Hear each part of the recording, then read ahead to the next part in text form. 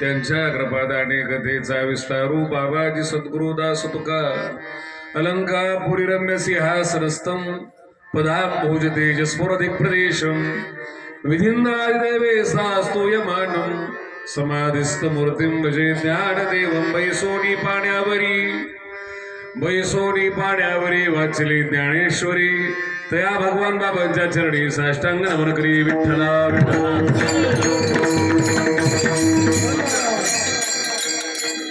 श्री संत राजयोगी महंत षडगुण ऐश्वर्य संपन्न वैराग्य मूर्ती शांती सम्राट श्री संत भगवान बाबा वैराग्य मूर्ती श्री संत वामन भाऊ महाराज वैराग्याचे महाबिरो वेदांताचार्य सद्गुरु नारायण महाराज सद्गुरु खंडोजी महाराज या सर्व संतांच्या पावन चरणाने पुढील झालेल्या मातीमध्ये आज जे निमित्त आहे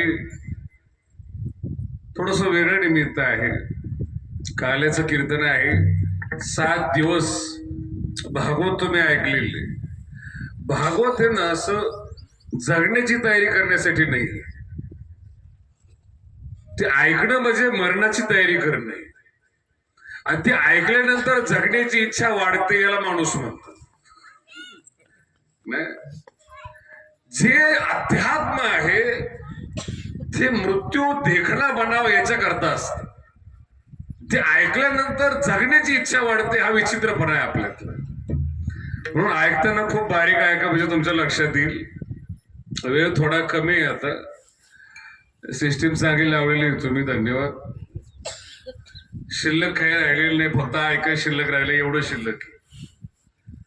महाराज पृथ्वी जन्माला आल्यापासून प्रत्येक जो माणूस कोणताही माणूस एक ईश्वरानं तयार केलेलं जग आहे आणि एक तुमच्या मान्यतेचं जग आहे.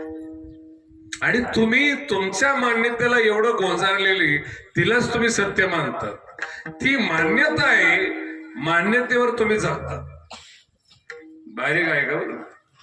अध्यात्म न समजणारी आध्यात्मिक लोक जसे आहेत तसे अध्यात्मावर टीका करणारे सुद्धा लोक आहेत. वाक्य लक्षात नाही आलं.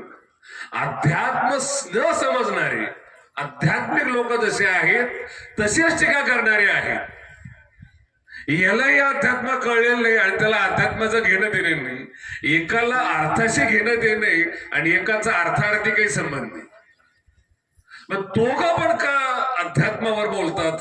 एक जण अध्यात्माचं वर्णन करतो आणि एक जण अध्यात्मावर टीका करतो. कारण असं आहे महाराज, दोघं त्याच्यावर जगतात. नाही लक्षात. हे लोक फुकट टीका करीत नाहीत बरं का.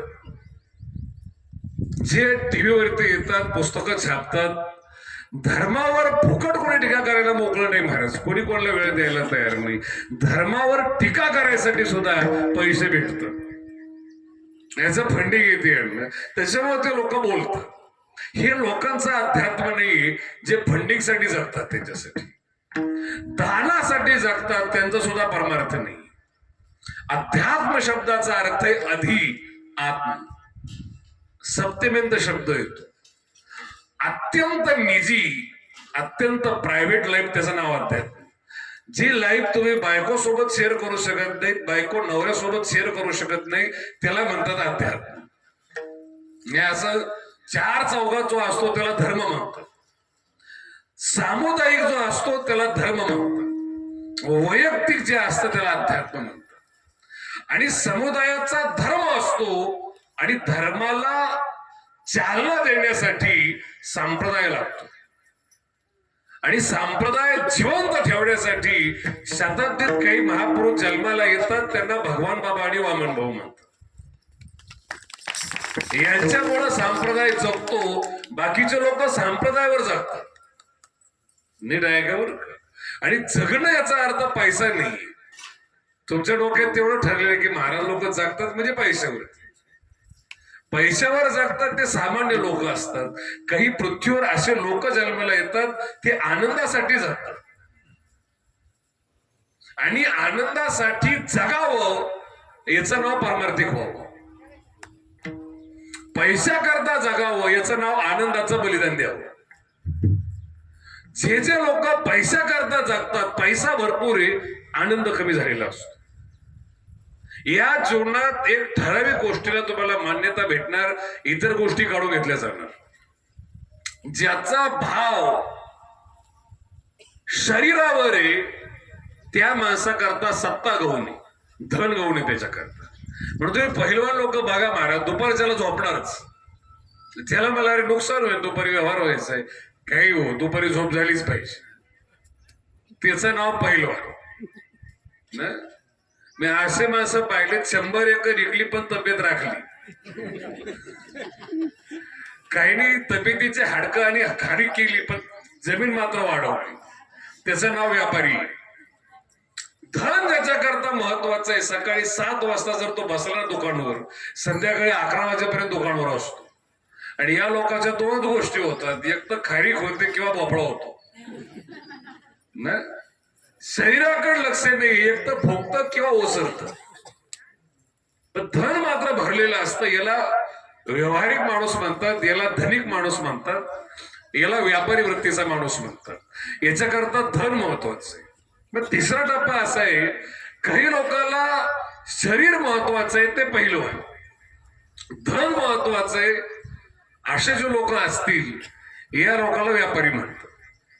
आणि याच्या पुढचा टप्पा आहे, धनही महत्वाचं नाही आणि शरीर पण महत्वाचं नाही, त्याला म्हणतात सत्ता, राजकारण. म्हणून राजकारणाच्या सगळ्या बैठकी रात्री असतात.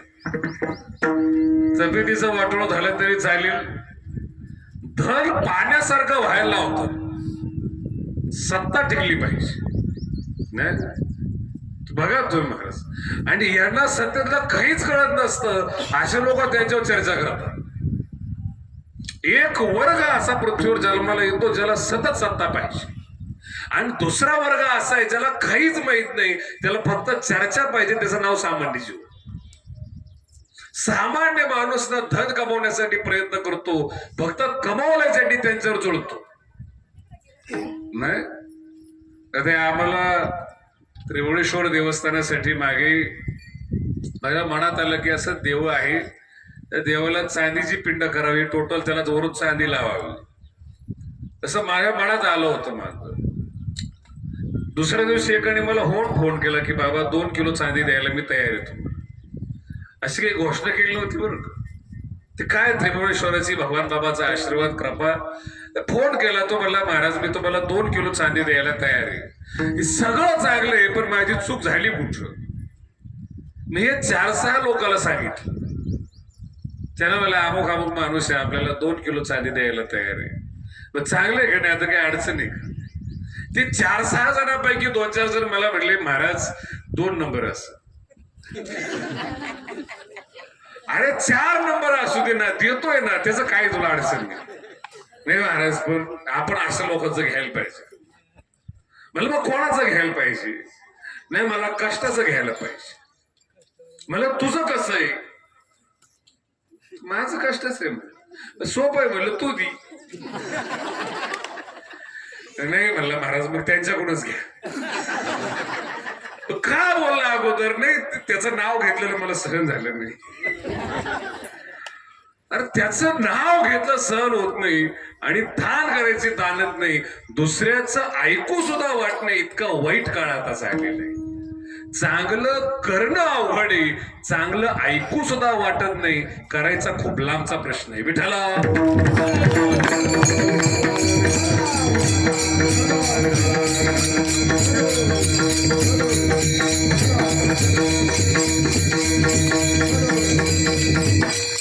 टप्पा आहे बरोबर का. भाव धन आहे, धरणानंतर सत्ता आहे. कधी कधी अशी विचित्रता पाहायला भेटते का मराठवाड्यातल्या गावात जाण्याचा योग आला, पाया पडायला आला, पाया पडला, म्हणला महाराज आशीर्वाद द्या. म्हणलं कशाबद्दल. नाही म्हणले मी जरा उभा राहिलोय गावामध्ये. त्याला म्हणलं अरे विरोधी पार्टी आताच आशीर्वाद घेऊन गेली, आता डबल कसा द्यायचा बरं. कोणाला जरी दिला तर काही माझ्या आशीर्वाद निवडून येणार का माणसं. तुम्ही दिवा लावला असला तर दिवा लागत ना.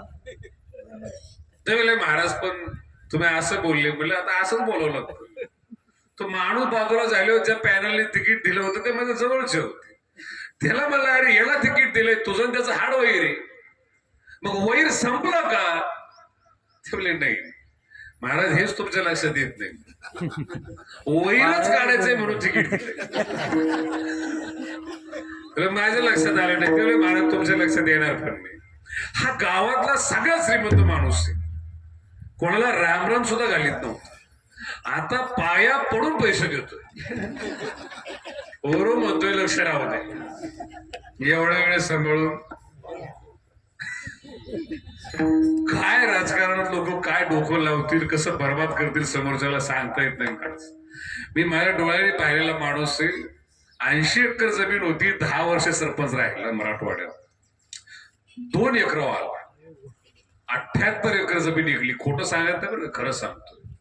आणि मला वाईट असं वाटलं का ते माळकरी होत नाही. पण त्याला मला साहेब तुम्ही काहीच खात नाहीत, पीत नाहीत, पैसे कुठे गेले? ते म्हणले महाराज मी खात नाही. नाही सोबतचे अहो यांनी खाल्लं ना मला पूर्ण, खाऊच तर तू काय करीत होता? ते म्हणले मला एकटी सुधरूनच दिले मी. 10 वर्षात माणूस बर्बाद करून टाकला. विठाला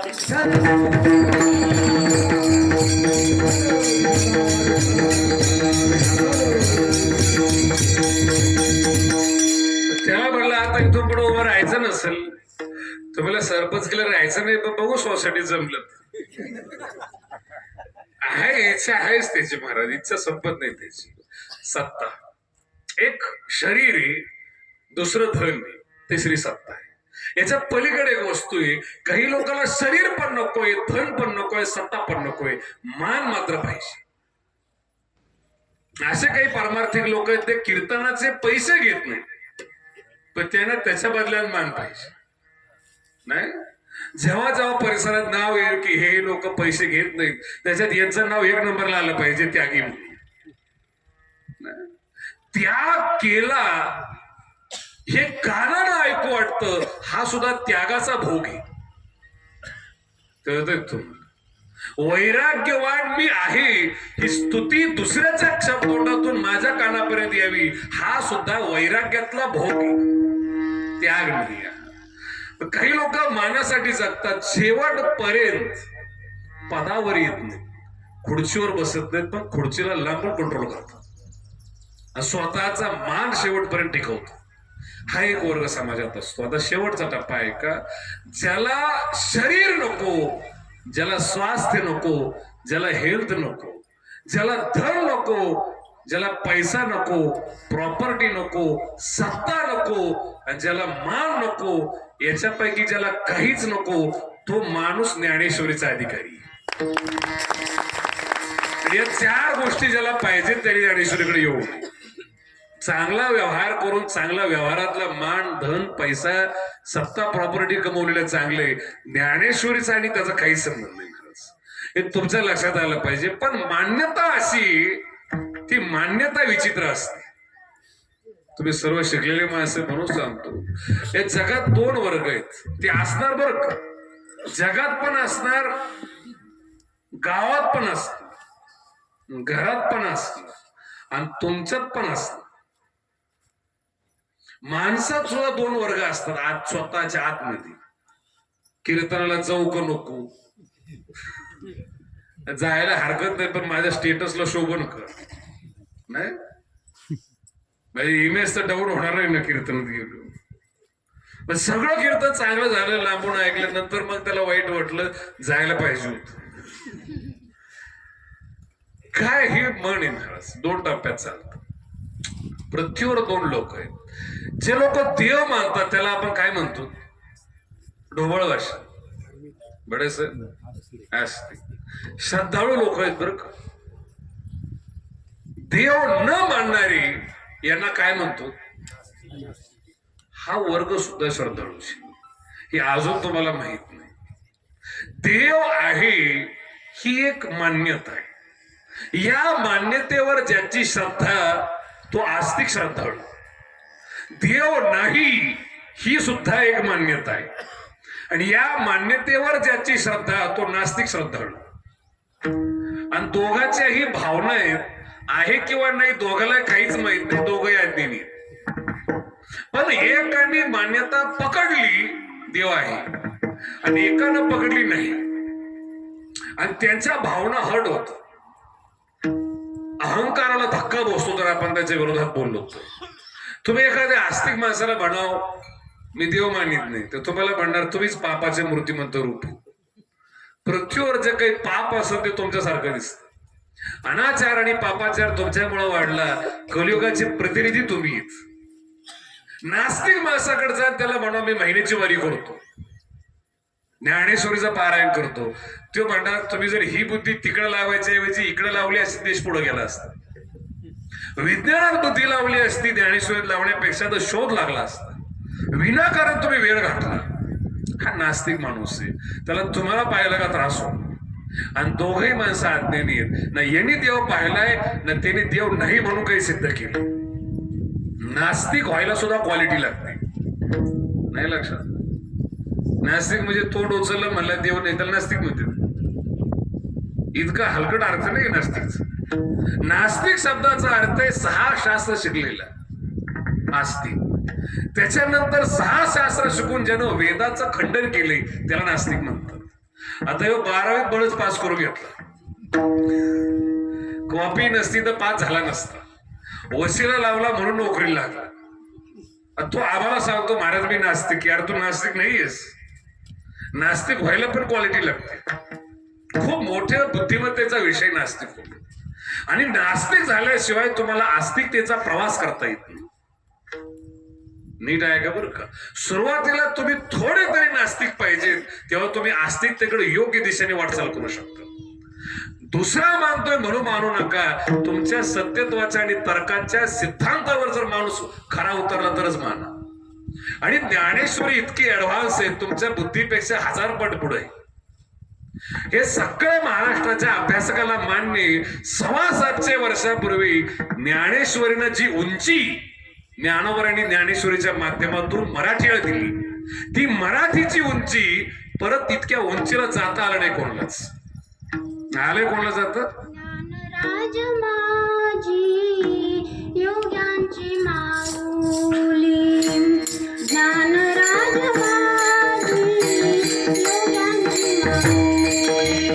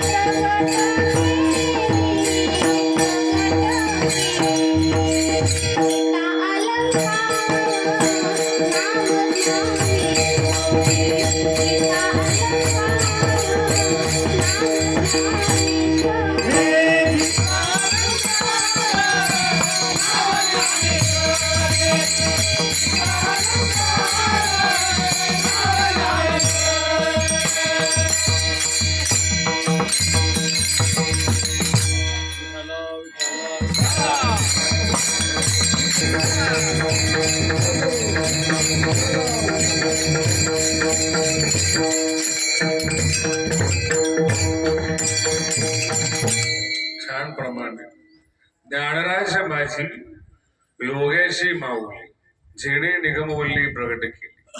उंची माऊलीनं जी दिली ना, ती उंची परत गाठता आली. आणि तुम्ही असा अभ्यास करा थोडासा वेगळा.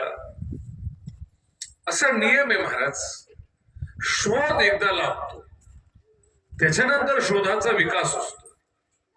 म्हणजे आपल्या लहानपणी टेलिफोन होता, लँडलाईन्स, तारावर चालायचं. विकास झाला, छोटा मोबाईल आला ज्याला कॅमेरा नव्हता पण त्यात सापाची गेम होती, ब्लॅक अँड व्हाईट साप. नंतर कलर मध्ये साप आला. हे सगळं माझ्या समोरच झालं. हे खूपच जुना काळ आहे असं थोडंच. मग चायनाने पुढाकार घेतला आणि थोडा स्क्रीन टचचा मोबाईल आणला, ज्याला काडीचा वापर केला जायचा स्टीलचा. तिथून जो प्रवास चालू झाला, आता घडी करून छोटासा मोबाईल खिशात ठेवता येतो आणि कॅमेरा यायचा त्याला. टीव्ही पहिली तयार झाली तर घरा एवढी टीव्ही होती आणि आज टीव्हीचा विकास एवढा झालाय, कॅमेरा टीव्ही आले, घड्याळ टीव्ही आली. याच्याही पलीकडे जर चष्मा लावला तर चष्म्याच्या आत टीव्ही बसते. नाही, पहिली इतकं नवल वाटायचं का एखाद्याच्या गाडीत टीव्ही. आता गाडीत सोडा, त्याच्या घड्याळात आणि गॉगल मध्ये टीव्ही. हा विकास आहे. जसा भौतिक जगतात शोध लागला, शोधाचा रोज विकास झाला, याच्या उलट वारकरी संप्रदायाचा झाला. शोध लागताना ज्ञानेश्वरी सर्वोच्च ठरली, त्याच्यानंतर तिचा विकास झाला नाही, त्याच्यानंतर राहत झाला. कीर्तन 6 तासाचे 4 तासावर, 4 तासाचे 3, 2, 1.5. आणि आता माणसं रील सोडून पलीकडे जात नाही. 30 सेकंदाच्यावर तुमचा मेंदू चालत नाही. हे मेंदूचं पतन नाही. लक्षात. पहिल्यांदा कसोटी मॅच चालायची 4 दिवस, आता T20 वर आले. अजून काही दिवसांनी T10 वर येतील. नाही, तुमच्या शरीराचा ऱ्हास झाला, तुम्ही 4 दिवस खेळू शकत नाही.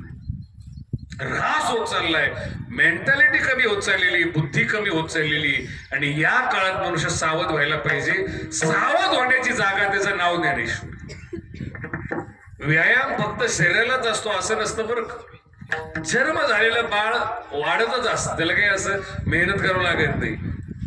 तुम्ही 1 वर्षाचे होते, आज 50 वर्ष झालं, याच्याकरता काही मेहनत घेतली होणारच आहेत तुम्ही.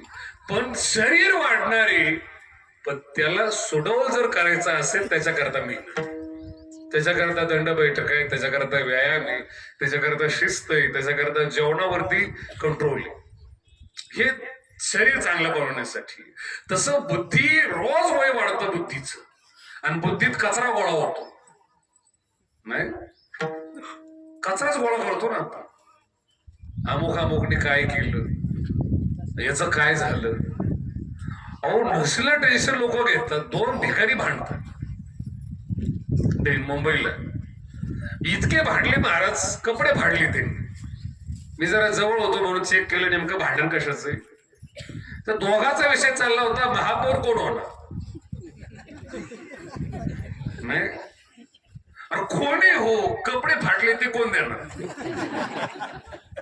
आणि तुमच्या भीक मागण्यात काही फरक पडणार आहे. कुठे माणूस लक्ष घालतो, विनाकारण वेळ घालतो, म्हणून माणूस बर्बाद होतो. विठाला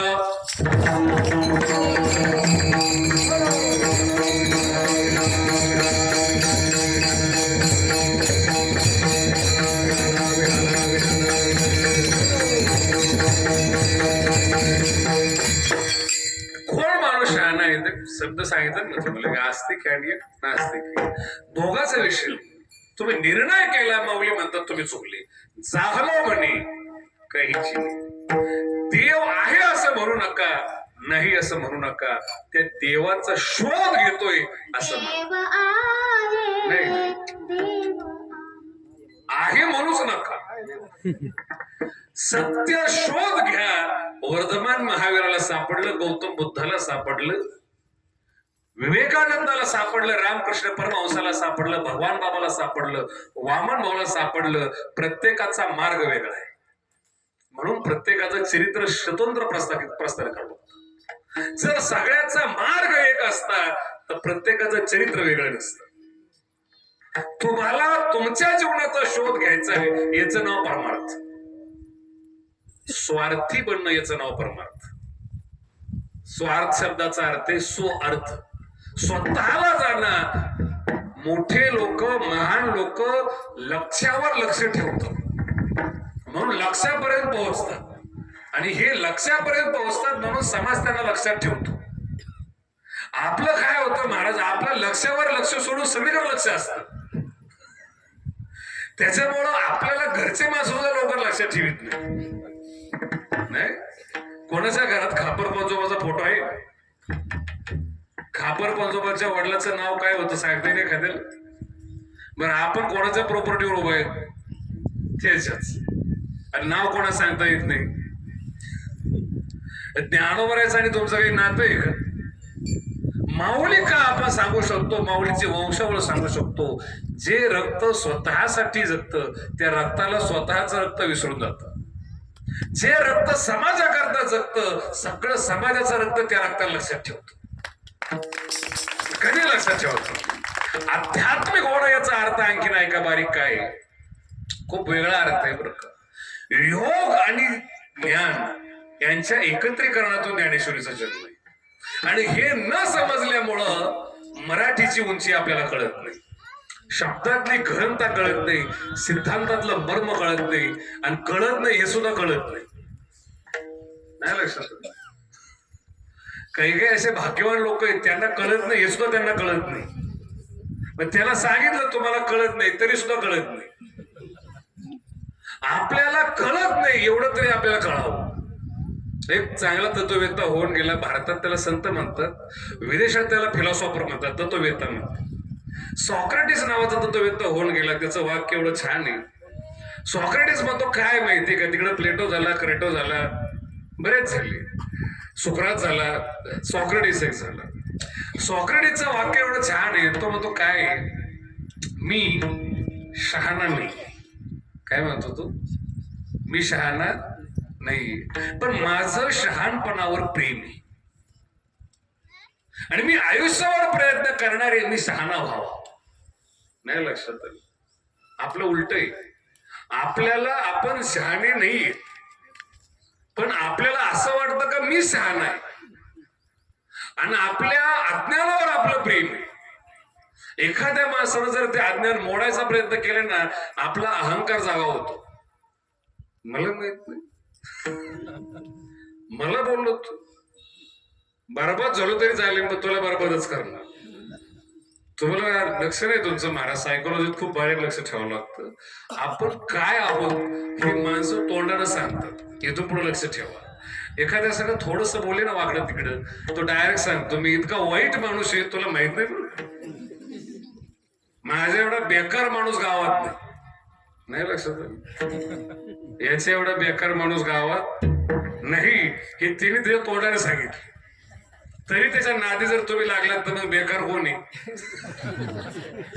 हे कधी लक्षात ठेवा. विठ्ठला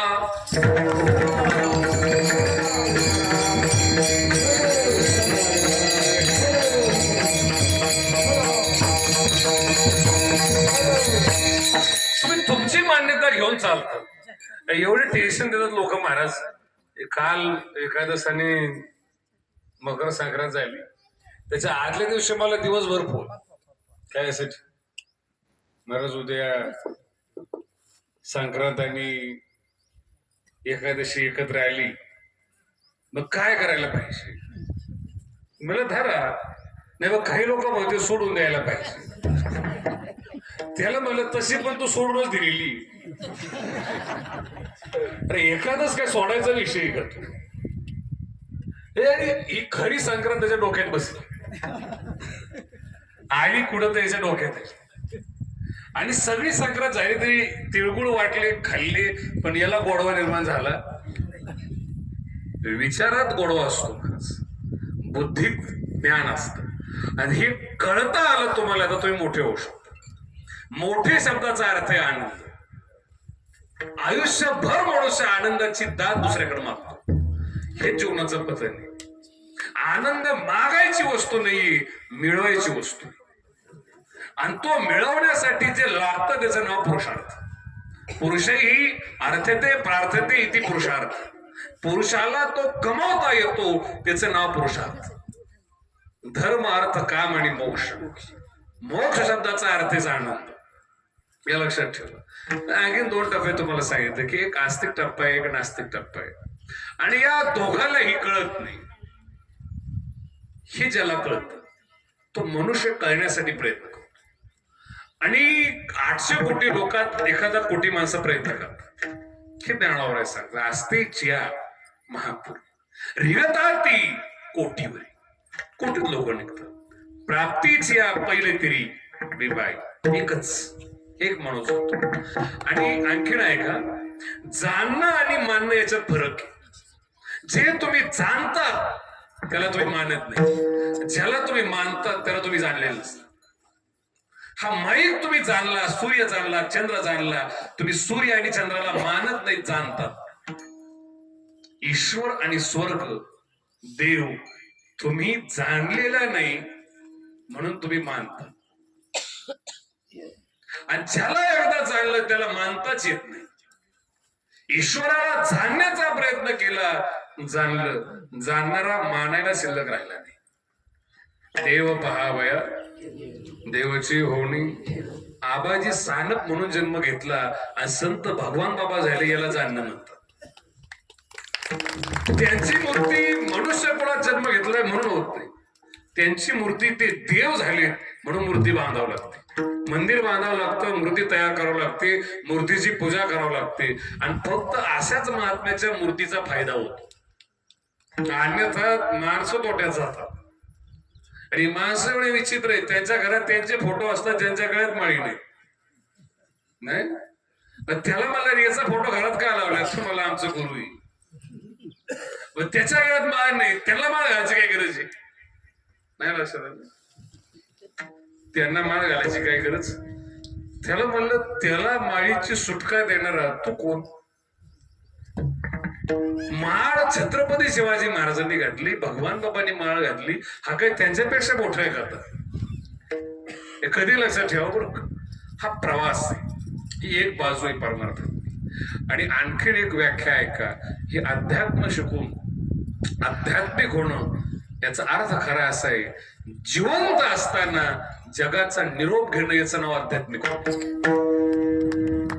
जिवंत असताना जगाचा निरोप घेणं. किती दिवस तुम्ही जगात डोकं घालणार आहे? अहो, काही झालं तरी माणसं डोकं घातल्याशिवाय राहत नाही. महाराष्ट्राचे राजगुरू पंजाबला गेले, चंद्रशेखर आझाद, सुखदेव भगतसिंग मीटिंग लागली, बॉम्ब टाकायचा होता संसदेमध्ये. आणि असा टाकायचा होता का जीवित हानी करायची नव्हती, फक्त दाखवायचं होतं की आम्ही पण करू शकतो. तर गेले महाराज, बॉम्ब टाकायचं होतं. भगतसिंग फिक्स होते, सोबत कोण जाणार? सुखदेव म्हणले मी जातो, चंद्रशेखर म्हणले असं.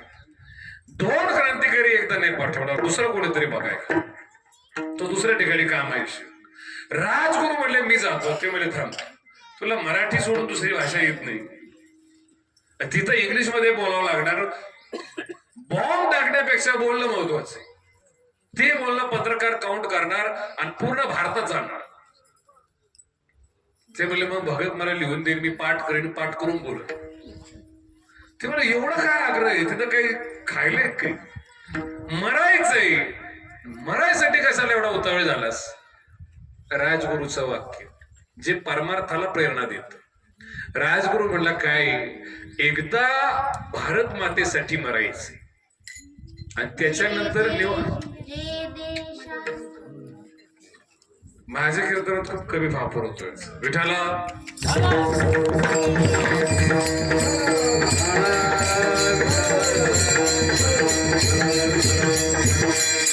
काय बोलतोय तो, भारत मातेसाठी एकदा मारायचंय, त्याच्यानंतर निवांत जगायचंय.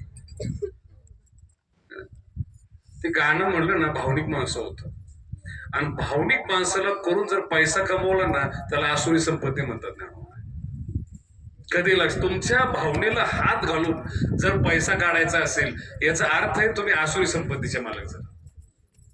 कधीच कोणाच्या भावनेला हात घालून, याला मार्केटिंग म्हणतो.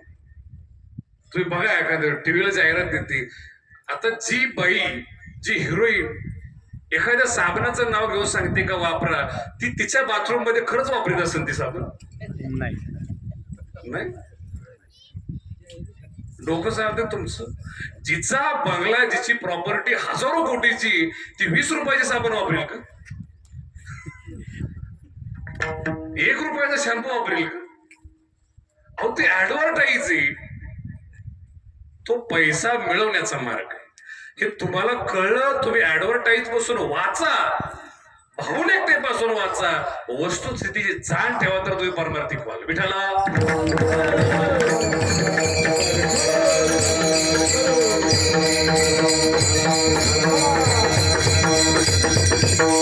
बारीक आहे का बघ की जीवन आहे महाराज. भारत मातेसाठी एकदा मारायचंय आणि निवांत मेलं जगदस. मी सांगतोय तुम्ही ऐकताय. मेल्यानंतरच खरं जगता येत. उत्तमाची उरे कीर्ती उत्तमाची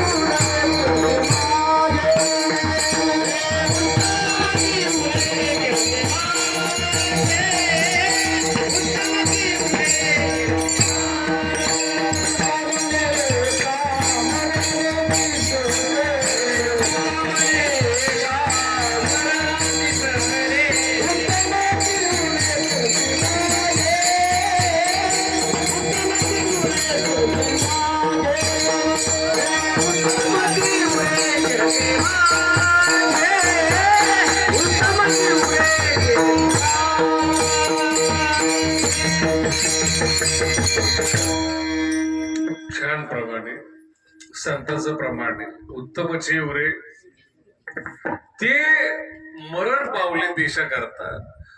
तर ते आजपर्यंत जिवंत आहेत. आणि आज जिवंत असलेले माणसं मेल्यासारखी नाही. लोक विचारतात महाराज तुमच्या गावचे अमुक अमुक अमुक अमुक परिसरातले अमुक अमुक ते आहेत का आता? नाही लक्षात आलं. ते आहेत का म्हणजे आहेत का नाही हे सुद्धा जगाला माहित नाही. मला आहेत गेले सांगा मध्ये भेटायला वेळ काय जग नाही.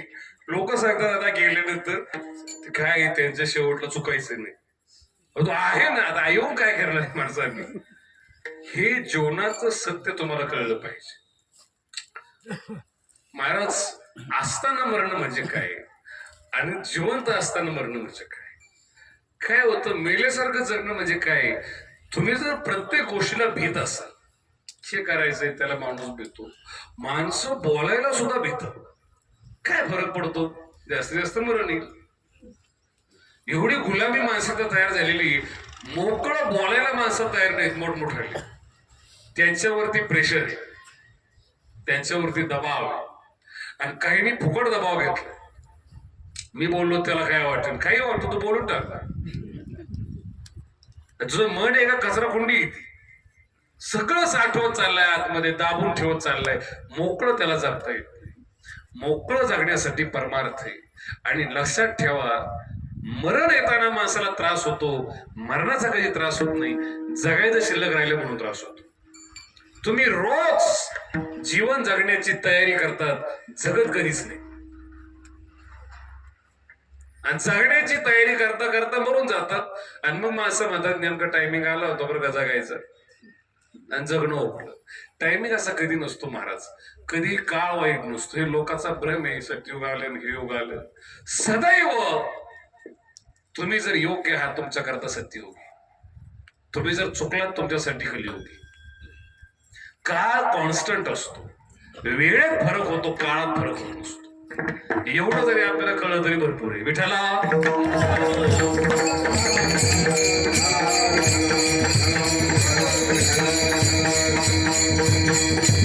त्या काळाचं एक रूप प्रश्न आहे त्याचं आज आपल्याला वर्णन करायचं.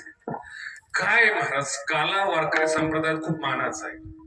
या ठिकाणी 7 दिवस डॉक्टर निकम महाराज डॉक्टर जालेंद्र महाराज निकम हरिहर संस्थान निंबळक मी आलो ना महाराज संस्थानवरती. आम्ही ऐकणे मित्र आहेत तिथं संदीप महाराज कळसे आलो होतो आम्ही. खूप छान देवस्थान आहे ते. महाराजांनी 7 दिवस तुम्हाला भागवत सांगितले. त्यांनी सांगितले तुम्ही ऐकले की नाही काय नाही लक्षात आलं. ऐकणं हा वेगळा भाग आहे. ऐकूनच समज येते. ऐकूनच समज येते. पण ऐकलेलं समजतच असं नसतं. ऐकून समज येते. ऐकलेलं समजतच असं नसतं. कधी कधी ध्वनी कानावर आदळतो प्रकाशित न होताच निघून जातो. प्रकाशित व्हायला तुमची बुद्धी प्रकाशित पाहिजे. आणि एक लक्षात ठेवा, कोणाचंही कार्ड असतं ना मोबाईल मध्ये, मेमरी कार्ड. आता फोटो जर काढायचा म्हटलं तर आवडलं, कीर्तन छान चाललंय, फोटो काढूया. फोटो काढायला मोबाईल बाहेर काढला तरी सांगितलं मेमरी फुल नाही. मेमरी तुमची पण मेमरी फुल होते बरं. जन्म झाल्यापासून सगळं गाव गोळा केलंय आतमध्ये, जो नाही तो विषय सगळं आत टाकलेला आहे, मेमरी फुल आहे. तो माणूस होतो महाराज ज्ञानेश्वरी कळत नाही, डोक्यात जात नाही, झोप येते, मेमरी फुल आहे. तुझ्याकडं एवढं भरलेलं आहे, पहिलंच नवीन टाकायचं कुठून. याच्याकरता सुरुवातीला परमार्थ करा. चुकीचं काही कानात घ्यायच्या ऐवजी वाईट माणसापासून सावध राहा. आणि वाईट म्हणजे वाईट कर्म करणारा सुद्धा वाईट नाही, बोलून कानात विष भरणारा वाईट. तुम्ही वारीला चाललात, आनंदात देत नाचतात, गातात, शिळे तुकडे भेटले तरी आनंदाने खातात. आणि तुमचा भाव आहे, दोन चार वारकरी चालले, प्रेम आहे तुमचं त्यांच्यावरती.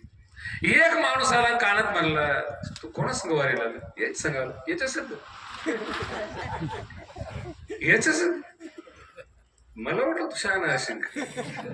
अरे पण तिने काय केलंय, जाऊ विषय सोडून, आम्ही विषय घेत नाही तू. अरे पण झालंय काय? काहीच नाही. तिथून पुढचे 10 दिवस याच्या डोक्यात यांनी काय केलं असेल, हा असं का बोलला नाही. आणि मग पंढरपुरात गेल्यानंतर राहावलं नाही, याला विचारलं तू त्याच्याबद्दल असं का बोललास. म्हणलं त्याला मी एकदा 100 मागितली होती आणि त्याने मला दिले नाही, त्याच्यामुळे मला त्याचा राग होता. अगोदर 100च्या नादात मी किती वाईट विचार केला नाही. अशा मूर्खाचं ऐकत जाऊ नका. विठ्ठला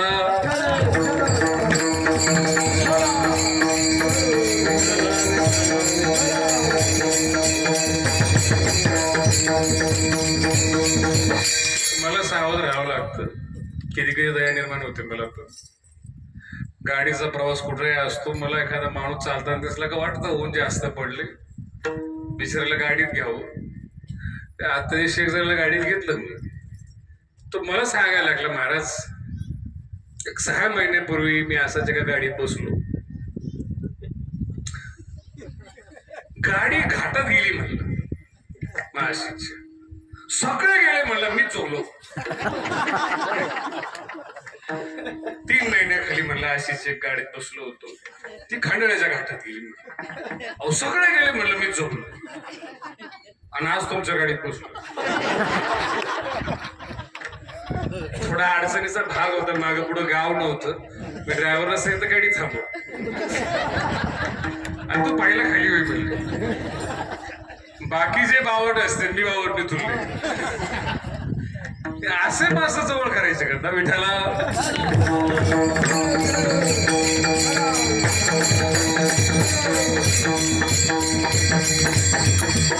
काळ त्याची दुसरी बाजू, त्याचं नाव कृष्ण, म्हणूनच तो काळ आहे. कृष्ण कसा आहे, ठाईचाची काळा, अनादि बहु काळा, लावीला वेदाची चाळा. आणि असा कृष्ण आहे तो गीतेचा, तो कालोस्मी भरतर्षभ, मीच काळ आहे. पृथ्वीवर माणसं आणणारा आणि नेणारा मीच, आणि एका बाजूला लीला करणारा सुद्धा मीच. काल्यामध्ये कृष्ण चरित्र गायलं जातं. शेवट 7 दिवस नाहीयेत, अवस्था आहे. आता आपण 7 दिवस कार्यक्रम केलाय म्हणून याला सप्ताह म्हणू, पण तुम्ही असं पाहिलं असं 3 दिवस कार्यक्रम केला तरी काय लिहितात सप्ताह. कोणी 15 दिवस केला तरी काय लिहितात. गंगाखेडला जनाबाईचं 365 दिवस कीर्तन ठेवले, नाव काय दिलं कळतंय तुम्हाला. 15 दिवस केला तरी सप्ताह, 2 दिवस केला तरी अर्थ वेगळा आहे. दिवसाचा काय संबंध आहे, फिलॉसॉफीचा विषय. 7 हृदयाच्या अवस्था म्हणजे सप्ताह, आणि त्या वर्षात आटपो, 6 महिन्यात आटपो, महिन्यात आटपो, दिवसात आटपो, 1 तासात आटपो. 1 तास उरला अज्ञान विक्षेप आवरण. काही माणसं असतात ते दिवस मानत नाहीत, तर विषय त्याचा लांबवत नाही. अज्ञान विक्षेप आणि आवरण एका दणक्यात जातं. फक्त परोक्ष ज्ञान व्हायला पाहिजे. पर अक्ष अक्षयाचा अर्थ आहे मी देव नाही पाहिला पण दुसऱ्या डोळ्याने पाहिला. अक्ष म्हणजे डोळा, परह म्हणजे दुसरा. म्हणजे काय, पंढरपूरची वारी चालू केली पण झेंडा दुसऱ्याचा आहे. दुसऱ्याच्या झेंड्यावर परोक्ष वारी नाही पंढरपूर.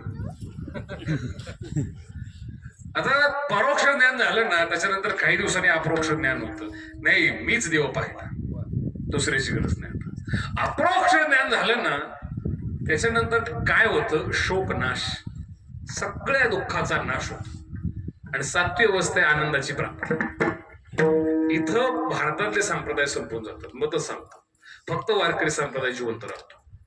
नीट आहे का?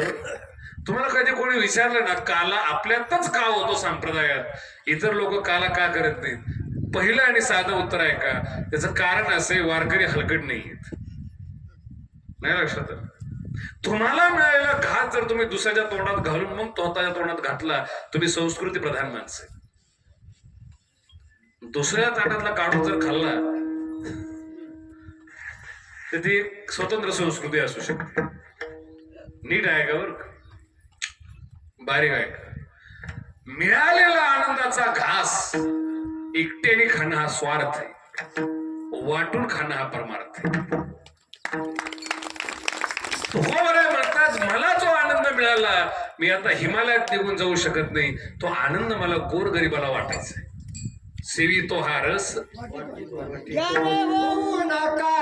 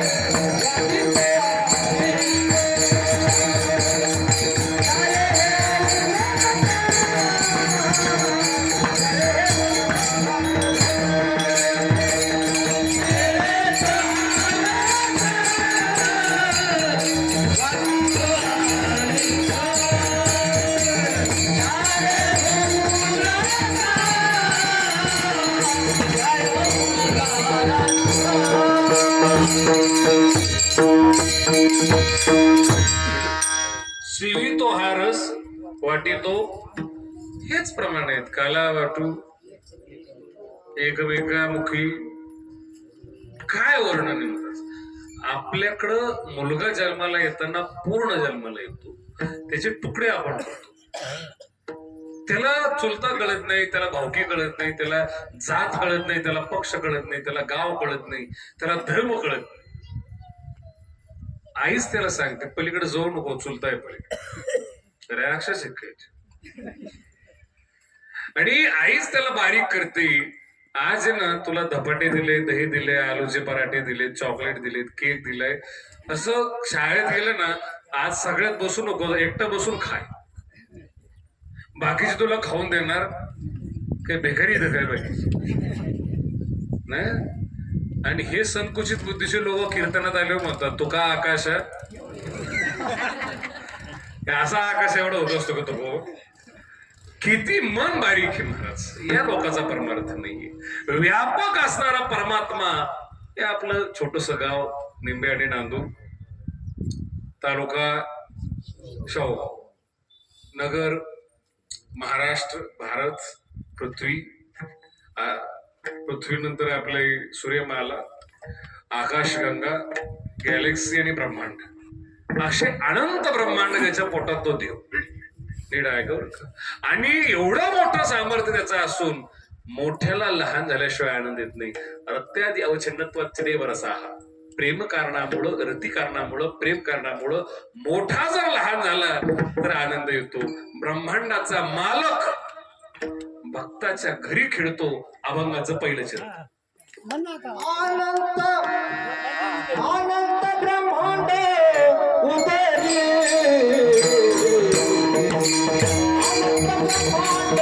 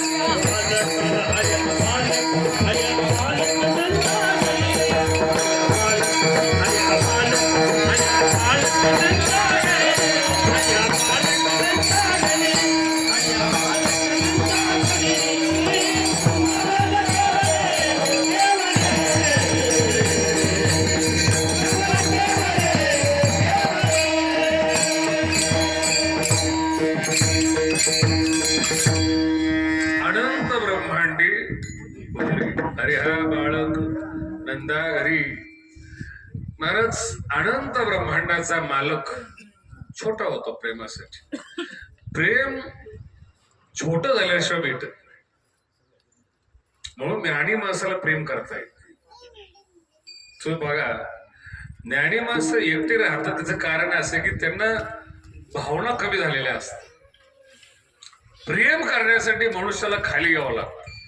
वरचा माणूस खाली येतो, मोठा माणूस लहानात येऊन बसतो, तेव्हा प्रेम तयार होतं. काला म्हणतात त्याला, एकत्रीकरण येते. आणि शेवटचा दिवस काला असतो. आपल्या जीवनाचा शेवट गोड व्हावा याच्याकरता काल्याच्या पंक्तीत गोड आयटम असतो. 7 दिवस जरी आमटी भाकरी खाल्ल्या तरी काल्याला आमटी भाकरी नसते. नाही, जरी केली तरी सोबत गुलाबजाम तरी असतात. आणि आपण फक्त खाऊन गोड होतो. काल काही लोक म्हणले महाराज तिळगुळ घ्या. आणि आता बोललं काय, तुम्हाला काही चाललं तरी तुम्ही गोड बोलणारच नाहीत. गोड बोलणारा माणूस आहे ना, कधी लक्षात ठेवा, घातक असतो. घातक असतो. गोड बोलणं हे घातक आहे. स्पष्ट सांगणं हे तुमच्या कल्याणाचा मार्ग प्रशस्त करतं. आणि माणसाला सवय अशी लागलेली, आपल्या मान्यतेला गोंजारणारा, डोक्यावरून हात फिरवणारा, ज्या बेटा तेरा कल्याण होगा म्हणणारा असा साधू पाहिजे. तू किती पाप कर आम्ही तुला सांभाळून घेऊ. हा काही ईश्वर आहे का? काही करणे माझ्याकडे. संत आहेत ना, गोंजारत नाहीत कधीच. तुम्ही जर अशा संत जवळ असाल तर तुम्ही चेक करा, तुम्ही संत जवळच आहात का. मार्केटिंग आणि व्यावहारिक लोकांचं काम आहे तुम्हाला जपणं. ज्या संताला ईश्वराचं देणं घेणं राहिलेले नाही, तो सामान्य माणसापुढं वाकल, श्रीमंतासमोर मान हलवी. तुमच्या हा मध्ये जर हा घालणारा संत सापडला ना, संत नाही, शुद्ध व्यावहारिक माणूस होतो. तुमच्या हाला नकार देणारा माणूस पाहिजे. गुलाम भारत झाल्यापासून भारतातला एक शब्द कमी झाला ना, आणि दुसरा शब्द आला येस बॉस. कोणी आणि माणसं असे महाराज एखाद्याला म्हणलं ना अमुक माणूस चांगला आहे, 1 नंबर. दुसरा आला म्हणलं ना हा माणूस भंगारी, 1च नंबर भंगारी. तुझं मत काय आहे की नाही, काय करायचं दोघांना बोलून टाकायचं. याने काय होतं, मानसिक पतन होतं तुमचं. तुम्ही सिद्धांतावर जर ठाम राहिला नाही, तुमचं मानसिक पतन होतं. ऐकणे सांगतो, तुमचा भाव कायम शेवटपर्यंत एकच ठेवा, तो म्हणजे परमात्मा, ज्ञानावर आणि ज्ञानेश्वर. तुमचा भाव चेंज होतो. जसं एखादं लहान लेकरू असतं ना, तर बारीक पोरं असतं, त्यांना विचारा मोठं होऊन काय व्हायचं, काय म्हणणार ते, बोला ना. काय? डॉक्टर, कलेक्टर, फौजदार, DYSP, सायंटिस्ट, पायलट. 12वी पास झाले तरी विचारा काय नोकरी लागली पाहिजे, जी लागेल ती, जी लागेल. आपण तो डॉक्टर व्हायचं होतं पण आता नको वाटतंय. का नको वाटतंय? नाही महाराज लय चिरफाडा मुक्त काही नाही, तिची क्वालिटी तो लक्षात आला आपली नाही म्हणून. आणि याच्यापेक्षा वाईट संघर्ष जो आहे, जो त्रास आहे, जी बुद्धीला होणारी वेदना आहे आणि जी अडचण आणि अवघडपणा आहे, तो पाहिल्यानंतर रस्ता चेंज केला. असा भाव जर चेंज केला ना, काहीच भेटत नाही. 40 वर्षापासून एकच ज्ञानेश्वरीचा भाव भगवानगडाने दाबून धरला, म्हणून आज महाराष्ट्राला भगवानगड ज्ञानेश्वरी सांगतो. एकच भाव येतो, बदल नाही केला महाराष्ट्राच्या. आणि भगवान बाबाचं इंद्रिय कापायची वेळ आली, समाजाने विष चारलं, एवढा त्रास सहन करून सुद्धा ज्ञानोबरावरचा भाव कमी झाला नाही, म्हणून माऊलीचं सगळ्यात मोठं मंदिर भगवानगडावर होते. भाव, तुमचा भाव मरण आलं तरी चालेल, पण तो विकू नका, त्याला दानात कोणाला देऊ नका, आणि प्रेमाचा माणूस जरी म्हणला तरी त्याला बदलू नका. विठ्ठला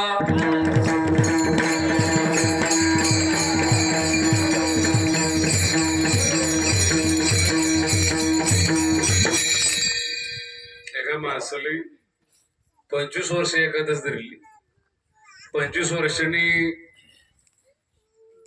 वेहायच्या घरी जाण्याचा योग आला आणि त्यांनी पूर्णाच्या पोळ्या केल्या. कधी? एकादशी. ते म्हणले बसा जेवायला. अहो म्हणले मला एकादशी आज नाही, 25 वर्ष. 25 वर्षापासून वारीने एकादश चालू आहे. 30 वर्षाचा माळकरी. आवाज काय करत? तुम्हाला आम्ही पोरगी दिली, कोणी देत नव्हतं. तुम्ही असं काऊन करता? ते तुम्ही जेवायला पाहिजे आमच्या करता. बसलं ना ते जेवायला. जर जेवायला बसला ना, याच्यापेक्षा बिनमाळकरी चांगला. 25 वर्ष ज्यांनी हाडं चघळले, त्याच्या बोलण्याचा प्रभाव 25 वर्षाच्या माळीवर जर पडला तर माळ काढून टाकलेली चांगली. आपला प्रभाव दुसऱ्यावर पडायला पाहिजे, त्याचा प्रभाव आपल्यावर पडायला नाही पाहिजे. आणि एक वाईट माणसाचा प्रभाव लवकर पडतो, चांगल्याचा पडत. कारण चांगला तेवढा चांगला नसतो. चांगला जर खरंच चांगला असता तर प्रभाव पडला असता. प्रभाव बोलण्यातून पडत नाही, प्रभाव आचरणातून पडतो. प्रभाव बोलण्यातून पडत नाही, प्रभाव पुण्यातून पडतो, जे भगवान बाबाच आहे. आज अनुभव आहे. तुम्ही एक वाक्य सांगत असतो, पुन्हा सांगतो. आज मुंबईच्या स्टँडवर भिकारी भीक मागतो, नगरच्या रेल्वे स्टेशनच्या बाहेर भिकारी भीक मागतो, शेवगावच्या रस्त्याने भिकारी भीक मागतो. जिवंत माणूस आहे, आपल्यासारखा आहे, मनुष्य आहे. आपल्या आत जो आत्मा आहे तोच त्याच्या आत आहे. तोंडानं भीक मागतो. तर भिकेत त्याला काही झडपीस तिकीट पाहिजे का? रुपये 2 रुपये. जिवंत माणूस तोंडानं भीक मागतो, रुपये 2 रुपये सुद्धा लवकर कोणी देत नाही.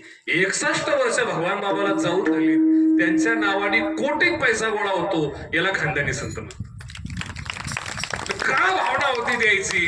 कोणी काही आग्रह केला का त्याच म्हणून नाही, पण भावना होती, याचं नाव पुण्य. आणि जी भावना होती ती सुद्धा पुण्याची होती, याचं नाव पुण्य. हे सगळं घडतं, याचं नाव नवला अभंगाचं दुसरं चरण. नवला केवाडे केवाडे, नवला केवाडे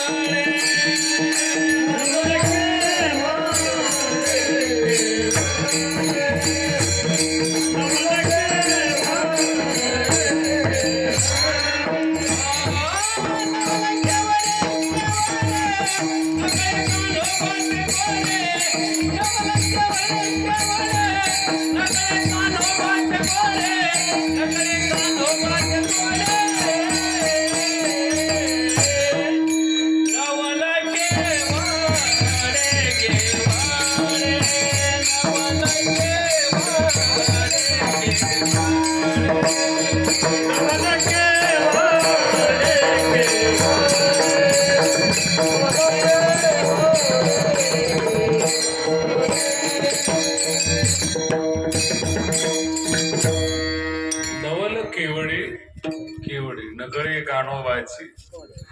थोडासा वेळ राहिले याच्यामध्ये नवल ऐका आता. परमात्म्याचे खूप नवल आहेत खरंच, त्याला काही लिमिट्स नाही आहेत. आपल्याकडे 25 वर्षापासून एक प्रकार आहे, ज्या माणसाला सही करता येते आपण त्या माणसाला काय म्हणतो? सुशिक्षित. ज्या बिचाराला सही येत नाही अंगठा मारतो त्याला काय म्हणतात? ऐकलाय. आणखी एक चांगला शब्द आहे, अंगठी ठाम राहा. बरोबर. एवढे माणसं मंडपात बसलेत, ऐकू जातोय माझा आवाज, ते मला सांगा, आधार कार्डवर तुम्ही सही मारली का अंगठा? बोला राहत तुम्ही सरसकट काय झाला?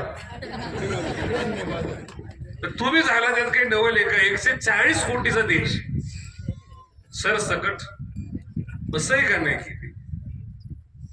सही येणं एवढा नॉर्मल विषय. सहीची मार्केटमध्ये 1000 लोक डुप्लिकेट करतात, त्यांचा खंडणी धंदा येतो. सहीची डुप्लिकेट होते. 800 कोटी लोक पृथ्वीवरती आहेत, एकाचाही अंगठा दुसऱ्याला मॅच होत नाही, याला देव म्हणतात. हे देवाचं नवल आहे. एकाचाही अंगठा दुसऱ्याला मॅच होत नाही.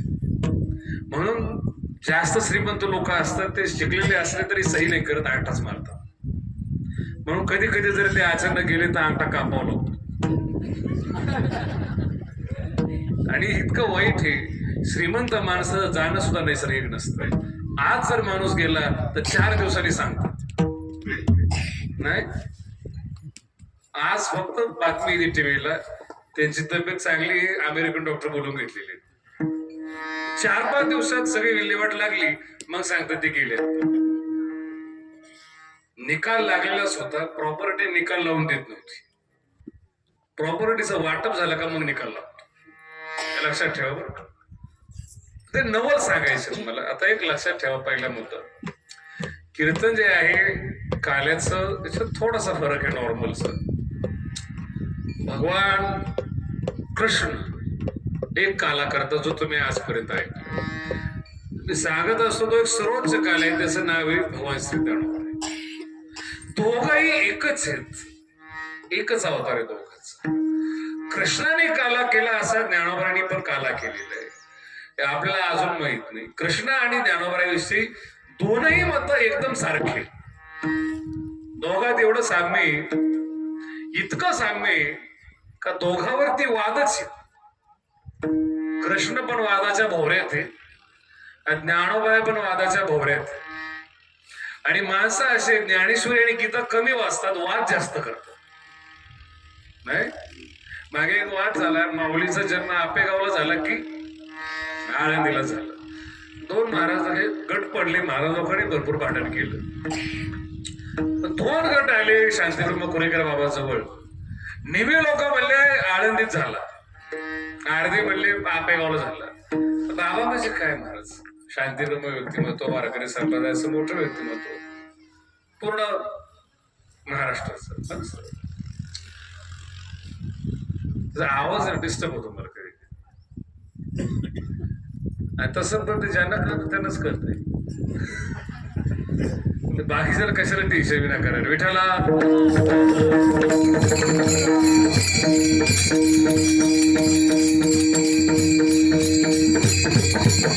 वाद झाला, ते निवे म्हणले की आळंदीत झाला जग, निवे म्हणले आपेगावात झाला.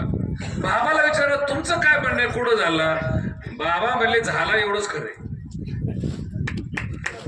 झाला एवढंच. ताण का घेतो, आनंद घेणं झाला. तसं महाराज उत्तर पण आहे त्याला. उत्तर असं आहे त्याचं. बघा खाली बसले लोक मला सांगा, कृष्णाचा जन्म कुठं झाला? खाली बसले. बंदिशाला कुठं होती? बोला. मथुरेला. बरोबर आहे. कुठं झाली? जन्म कुठं झाला? मथुरेत. आणि टाळकरी काय म्हणतात? कृष्ण गोकुळी. तुमचा काही वाद आहे का? तू एकमेकाच्या विरोधात का बोलतात? किती वेळ महाराज इतका छान आहे महाराज. बरं दोन्ही प्रमाणे सांगताच येत ना. अर्थ असा आहे त्याचा, जन्म होणं, बाळ पोटातून बाहेर येणं, प्राकट्य होणं, अवतार होणं, या अवच्छेदकांना जन्म मथुरेत झाला. माहित कोणाला झालं? कोण नसतं.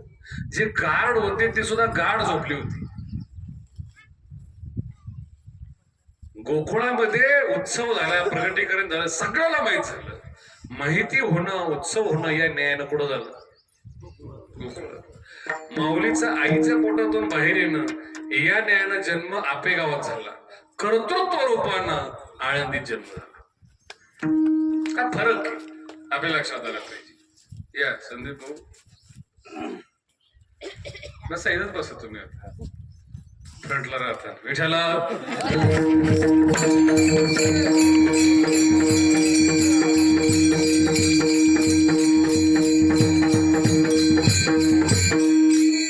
पहिल्यांदा आलो त्यावेळेस संदीप भोसरे आमची भेट झाली. महाराज नवल बरं का कृष्णाचं ऐका. कृष्ण आणि ज्ञानोबाला जर कम्पेअर केलं तर असं आहे, आपण आजपर्यंत काला म्हणल्यानंतर दोन पदार्थ एकत्र करावे लागतात. दही आणि लाया, दही आणि भाकर, दही आणि भात. तुम्ही याला काला म्हणता. हा जर काला खाल्ला ना, मुक्त होणं खूप बाजूला आहे. दुपारी चांगली झोपी. कोणता काला खाल्ले माणूस मुक्त होतो? दोनच पदार्थ एकत्र करणं हा जर काला असेल, 5000 वर्षापूर्वीचे गीतेतले शब्द, 750 वर्षापूर्वीचे ज्ञानोबरायचे शब्द, या दोन्ही शब्दाला एकत्र करून जो काला तयार झाला त्याचे नाव ज्ञानेश्वरी. ही ज्ञानेश्वरी ज्यांनी ज्यांनी खाल्ली महाराज, हिची चव चाकली, तो माणूस संत झाला. ते ही माय ज्ञानेश्वरी, संत जना माहेश्वरी, हे प्रमाण आहे महाराज. म्हणून भगवान बाबा सुद्धा बैसोनी पाण्यावरी वाचिली. प्रमाण असं आहे ते हे माय. ताईला ताई म्हणतात, बाईला बाई म्हणतात, तिला माय म्हणतात. माय कधी म्हणतात? मुलगा मुलगी काही कवयना एक आपत्ती झाल्यात तिला मग माय म्हणतात, तिला आई म्हणतात. तसं महाराज ज्ञानेश्वरी जर माय कुणाची, ते हे माय ज्ञानेश्वरी. पुढचा शब्द माग घ्या, संत जना. कोणाची आई? संतांची. तेव्हा शब्द मागा पुढं करता आले पाहिजे आणि याच्याकरता संथपणे वाचलं पाहिजे. नाहीतर कधी कधी इतक्या स्पीडने हरिपाठ माणसं घेतात नाही, हरिपाठ मागा राहतो, म्हणणारे पुढे जातात. आणि ते पुढे जाऊन म्हणतात पापाचे कळ. नेमकं कळपात कोण नाही. किती अवघड आहे महाराज. संथपणे नजर भिनली पाहिजे, नजर हल्ली नाही पाहिजे. आणि प्रेमात नजर हलत नसते. कृष्ण जर अर्जुनाकडे बघायला लागला तर कसा बघतो याचं वर्णन ज्ञानेश्वरीत आहे. इतकी सूक्ष्म ज्ञानेश्वरी, कधीतरी तिला वाचा म्हणजे तुमच्या लक्षात येईल. अमृताची ओतली त्या प्रेमाची पिवणी मातली, अर्जुन मोहे गुंतली निघोनी. सगळं जग सांगतं, सगळे शास्त्रकार आणि भाष्यकार सांगतात अर्जुनाला मोह झाला. माऊली सांगतात कृष्णाला मोह अर्जुनाचा झालाय. अर्जुन मोहे गुंतली निघोनी, याला प्रेम म्हणतात. त्या प्रेमाचं लक्षण नाही. नवल काय ते ऐकायचं आहे आपल्याला. नवलाचा टप्पा असा आहे महाराज, भगवान कृष्ण जे आहेत, कृष्णाने पहिलं एक महत्वाचं काम केलं. इंद्राची पूजा बंद करून टाकली. याचा अर्थ आहे सत्तेतल्या लोकांचा मान कमी केला आणि गोवर्धनाची पूजा केली, म्हणजे निसर्गाला मान दिला. तुम्ही सत्तेतल्या लोकांपेक्षा निसर्गावर जास्त विश्वास ठेवा. शेतकऱ्याचं कल्याण निसर्ग करू शकतो, सध्या त्यांनी अजून केलंच नाही. इंद्रायणीला दरवर्षी 100 कोटीचं बजेट निघतं इंद्रायणी स्वच्छ करायची, आणि तिच्यावरचं पान पण हलत नाही, इतकं जबरदस्त खर्च करतात. जलपर्णी आहे तशीच असते, पण एक दिवस फक्त पुण्यात पाऊस झाला आणि सगळी जलपर्णी आणि आळंदीतली घाण समुद्राला भेटायला गेली. निसर्गाला मनात आणलं तर एका दिवसात स्वच्छ करू शकतो. नाही आपल्याकडे पण केलेच की नाही. काही माणसं म्हणले महाराज जरा आधी झाले, म्हणलं आपलं झालं हे खरंय, पण निसर्गाचं नाही आपलं. विठाला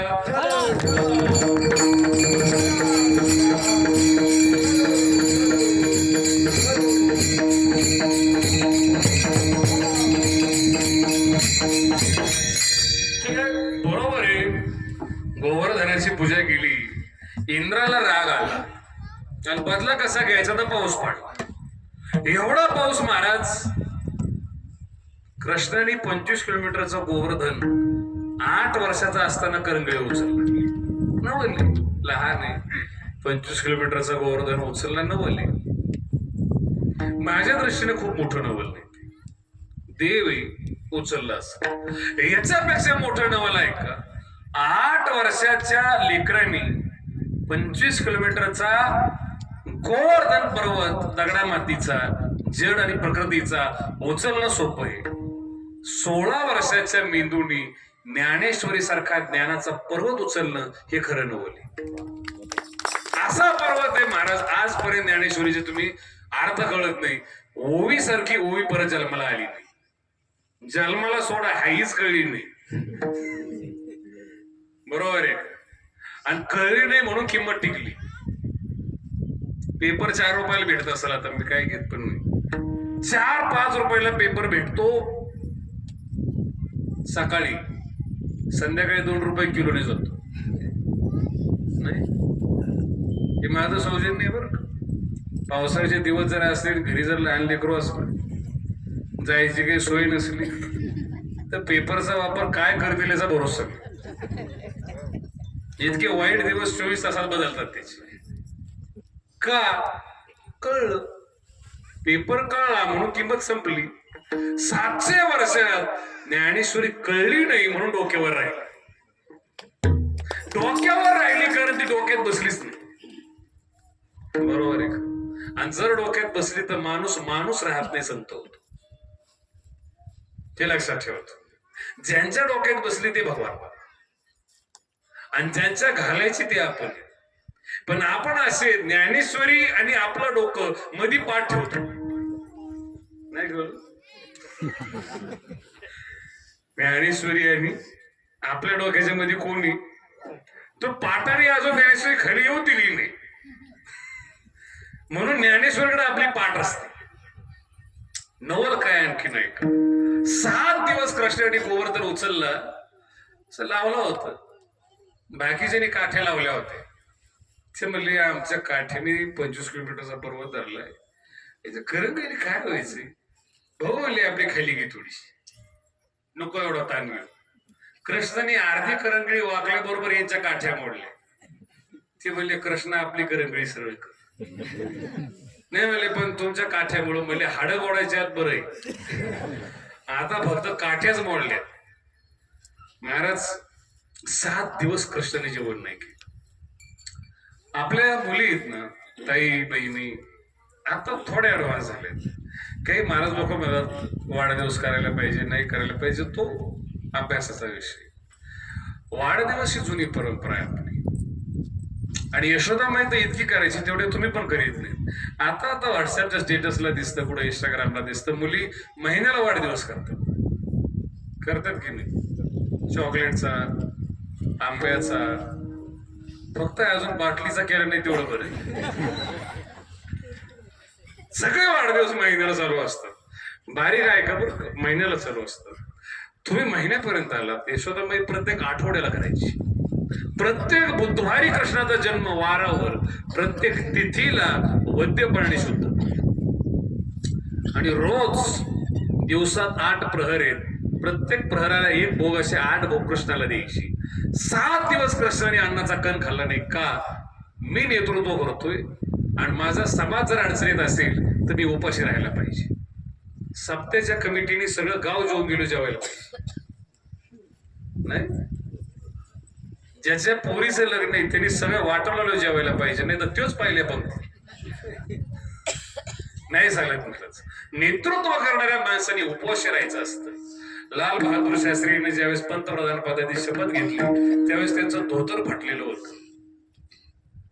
नाही, आता धोतर जर फाटलं तर शक्तीला जाऊ सुद्धा द्यायची नाही. खरंच धोतर घातलं तरी जाऊ द्यायची नाही. हा एक वेगळा पद्धत आलेली महाराज. असे कॅफे निर्माण झालेत, असे ठिकाणं निर्माण झालेत तिथं धोतर भारतात अलाव नाही. ज्या देशाचे पंतप्रधान धोतरावर होते त्या देशात धोतर बॅन करायची वेळ आली. इतका वाईट काळ भारतात आलाय. विठ्ठला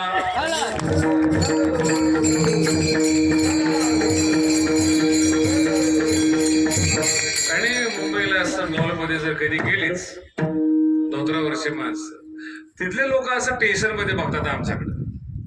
नाही, मला जर असं रागाने बघत होता तर मला महाराज तुम्ही इकडं, मला माहित का तुझ्या बापाचा मॉल आहे म्हणून.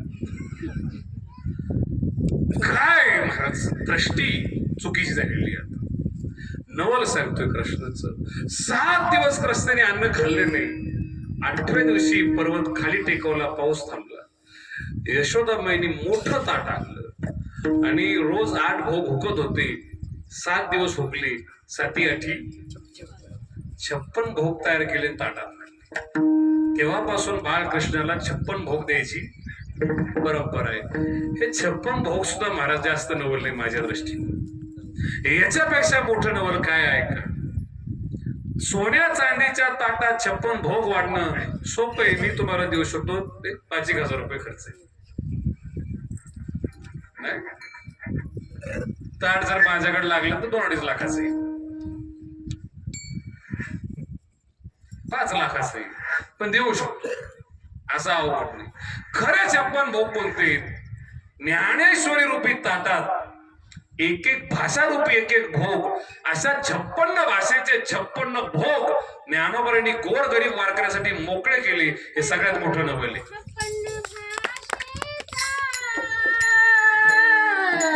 केला से गौरव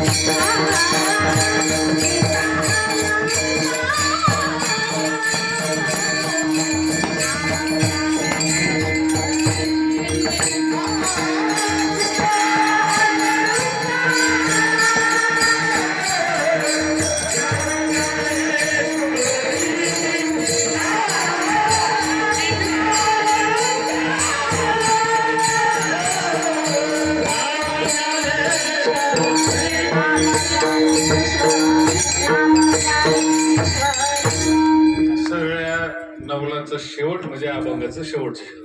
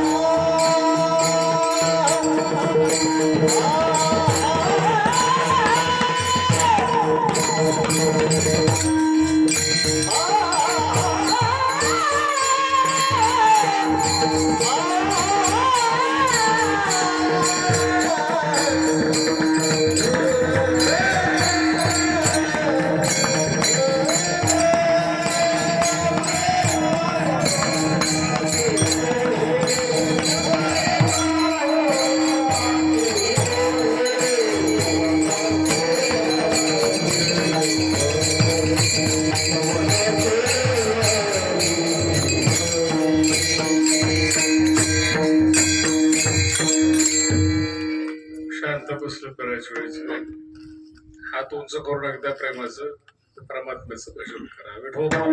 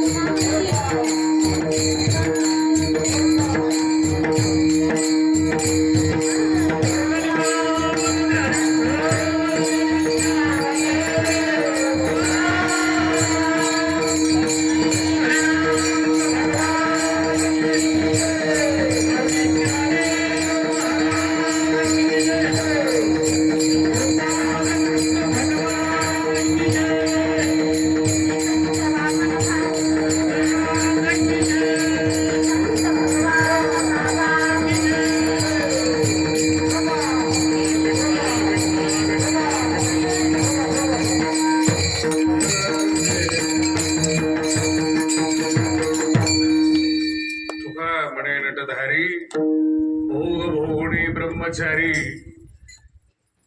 नवल केवळे केवळे नकडे कानोबाचे कोडे या ठिकाणी वेळ झालेला आहे.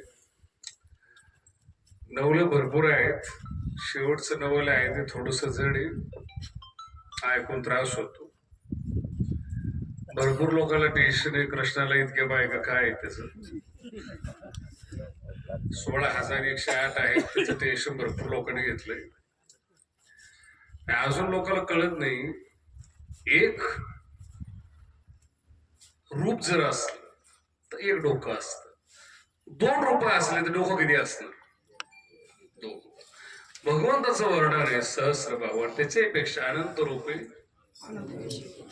जर भगवंत अनंत आहे तर रूप किती झाली, मुंडकी किती झाली, हात किती झाले,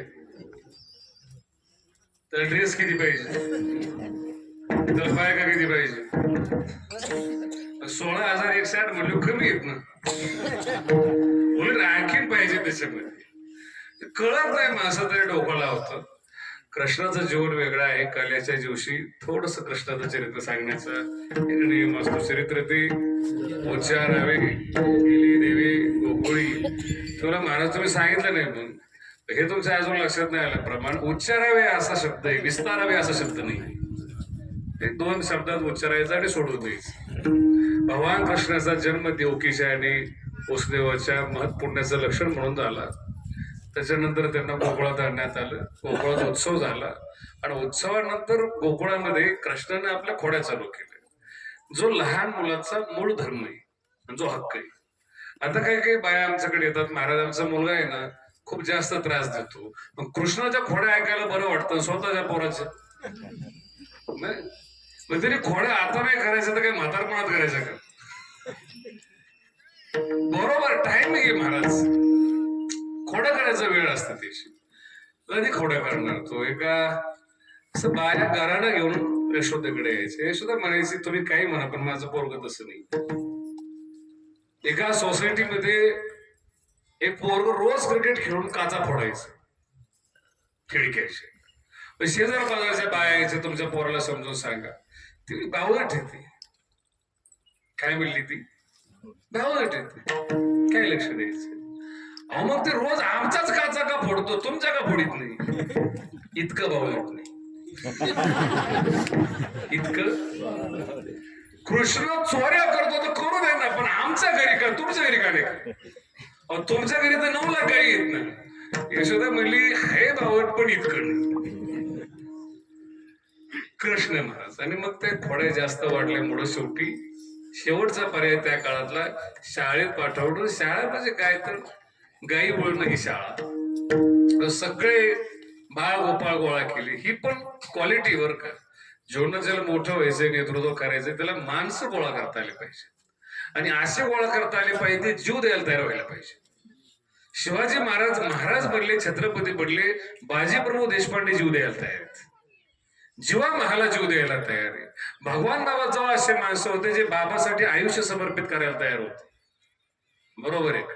हे असे माणसं मिळवता आले तर तुम्हाला मोठं होता येईल. सवंगडी गोळा केली, कृष्ण राजा झाला, वेगवेगळ्या प्रकारच्या लीला चालू केल्या, वेगवेगळ्या प्रकारचे खेळ चालू केले.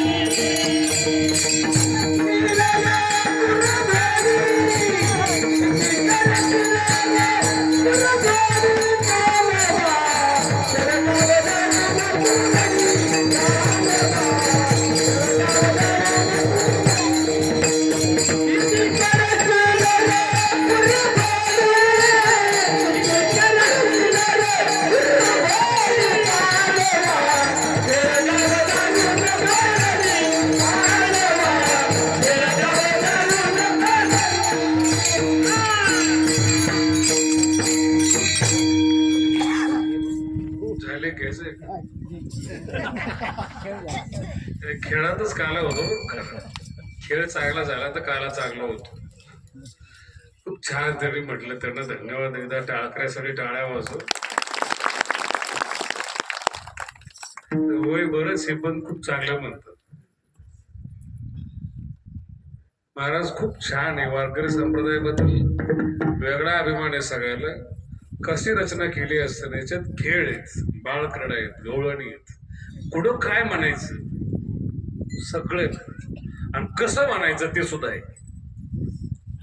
फक्त तुम्हाला माहित पाहिजे. इतका आनंद येतो. काल्यामध्ये खेळ झाला.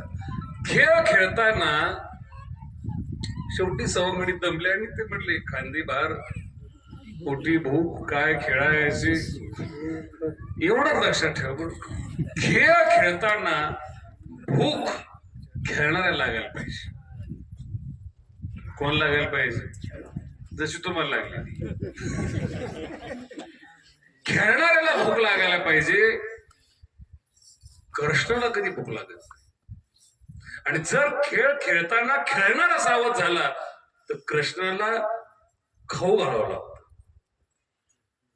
आपण आहे ना संसाराचा खेळ खेळताना इतके विसरून गेलेलो आहेत, आपल्याला परमात्म्याच्या आठवणीची भूकच लागत नाही. आणि त्याची भूक जर लागली नाही, सर्व दे खेळ. कृष्ण काय म्हणतो, आणखीन खेळ चालू होते. गोपाळाला भूक लागली, सांगितल्याप्रमाणे सर्व शूद्र एकत्र केल्या आणि भगवान कृष्णाने सर्वांच्या शूद्र एकत्र करून सर्वांना या पृथ्वीवरचं सौंदर्य असणारा सर्वोत्कृष्ट पदार्थ म्हणजे काला भगवंताने आपल्या हातांनी सर्वांना भोग घेण्यासाठी दिला. या ठिकाणी आपण काल्याचा अभंग शेवट करणार आहे. त्याच्यापूर्वी हा कार्यक्रम 7 दिवसापासून चालू आहे. या ठिकाणी भागवतजींनी केलं डॉक्टर जालिंदर महाराज निकम, हरिहर देवस्थान निंबळक अहिल्यानगर, आणि ज्यांच्या प्रित्यर्थ केलं कैलासवासी स्वप्नील भाऊ सुरेशराव बुधवंत, ज्यांनी ठेवलं होतं असे आपले निवृत्त DYSP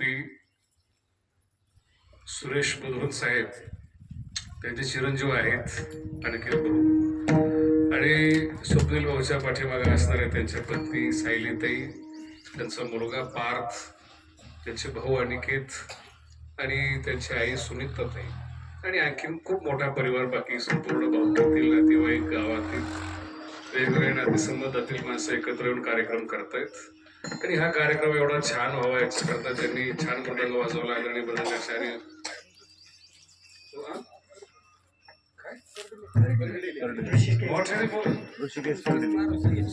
कर्डले आमदार झाले तर तुला समाज कर्डली महाराज आहेत. या बाजूला आमचे एकनाथ महाराज बडे आहेत. त्याचा आवाज खूप छान आहे. त्यांचं नाव काय? गायत्री ताई आहेत. आमच्या डॉक्टर श्रद्धा ताई आहेत.